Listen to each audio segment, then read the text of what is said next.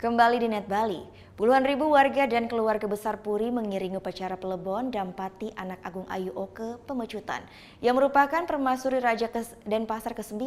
Upacara ngaben yang menggunakan badai setinggi 18 meter ini menarik perhatian wisatawan dan ribuan masyarakat kota Denpasar.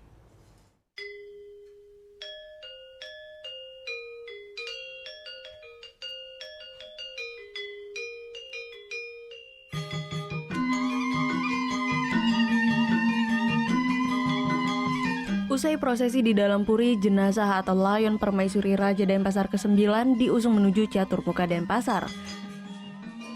Sebelum dinaikkan ke atas badai tumpang 9, layon permaisuri mengitari patung Catur Muka sebanyak 3 kali yang berlawanan dengan arah jarum jam.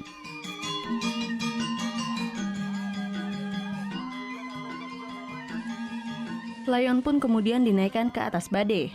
Puluhan ribu warga dan keluarga Puri mengiringi upacara Plebon menuju ke tempat pembakaran di Setra Badung. Prosesi ngaben yang tergolong besar ini tidak saja menarik perhatian warga lokal, namun juga puluhan wisatawan asing. Yeah, I saw one in Ubud, which was very big. This one is smaller. Yeah, but it's good. It's not too crowded.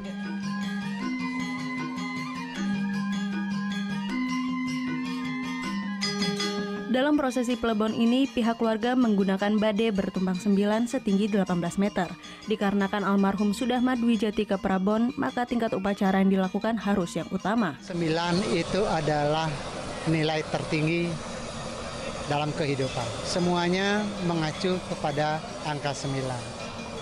Nah, untuk itu, karena yang meninggal ini sudah Madwijati ke Prabon, beliau sudah menjadi permaisuri raja, maka tingkat tertingginya adalah 9.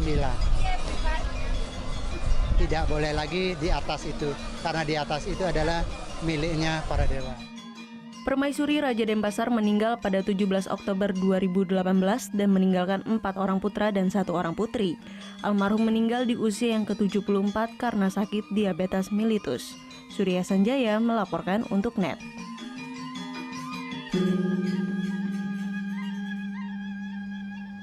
Oh yang beneran? Iya, oke. Tapi gue pernah.